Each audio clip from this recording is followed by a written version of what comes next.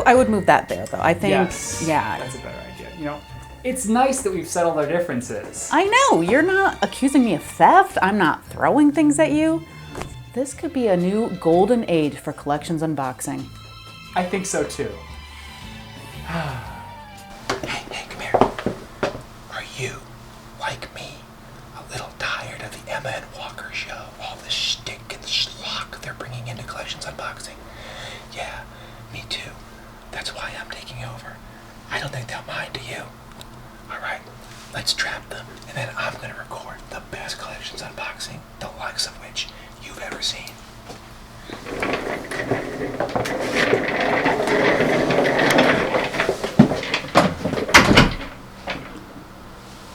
Right, let's go. So are all the artifacts pulled for filming? Yep, shall we? Let's go.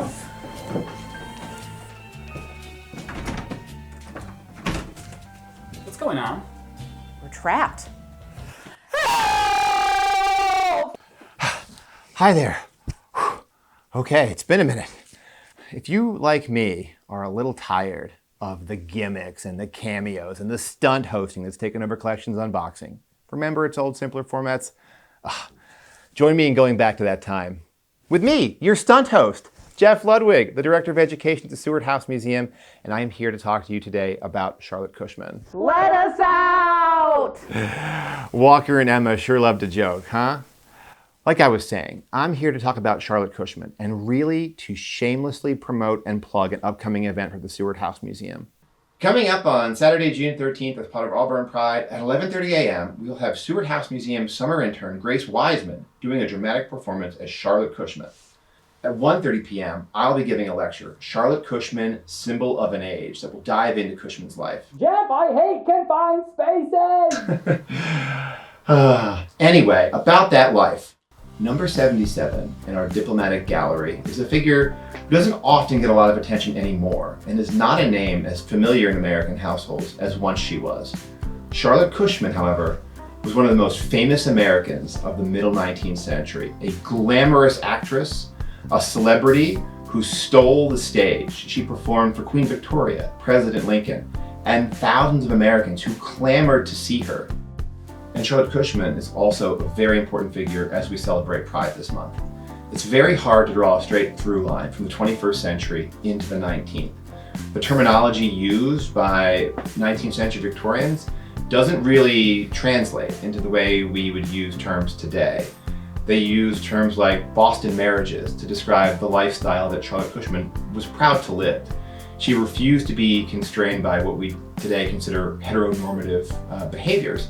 She wanted to be who she was, and she was romantically involved with a number of women, and she had an artist colony in Europe where she freely explored her sexuality, these relationships, and as far as she was concerned, many of these relationships were committed, and she considered herself just as legitimately married as any women back home who may have married a husband and built a life for themselves. I'm going to explore those themes more deeply in my lecture, but just a little teaser right now. Why is Charlotte Cushman in the Seward family's collection? William Henry Seward was a great theater aficionado and a big fan of Charlotte Cushman.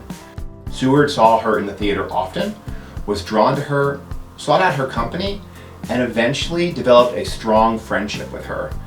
When Cushman would travel to Washington, D.C., she would stay with the Sewards in Lafayette Square. She came to Auburn on several occasions and did dramatic readings and performances, and she stayed right here. Seward's actually the one who introduces Cushman to Abraham Lincoln personally.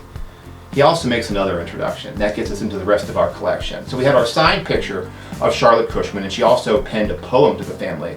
But she came to know Fanny Seward during these years in Washington. The two became very close to each other, and they would correspond often. And for little gifts, treats, presents for birthdays and Christmases, Charlotte Cushman would send essential reading to Fanny.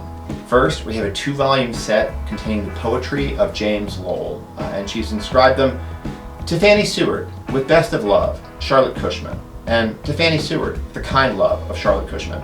I think that Fanny also began to model the adult life she wanted based on Cushman's example. And in their letters, Cushman, who is a good generation and a half older, gives her advice on how to live a life in the arts independently, not to marry, to do what she had done, And Fanny is really interested in hearing what Cushman has to say. Cushman's devastated when Fanny dies in 1866 and sends some very passionate and tender letters to William Seward, grieving alongside him. And in fact, when Grace performs on Saturday, June 13th, she's going to read those exact letters. Well, I guess that about does it. Wraps up Charlotte Cushman. We promoted the event. Now, how to actually make an episode? I haven't the foggiest, but I know who does. Hey, Walker, I'll let you out if you promise to edit this collection's unboxing video. I gotta do it. You can't cave to his demands. I'm claustrophobic, Emma. If I don't get out through that door, I'm going through the window. You gotta stay strong, Walker. I can't! I'll do it. Just let me out. I knew I could count on you, old canal pal. You know this means the feud is back on, right? Yeah.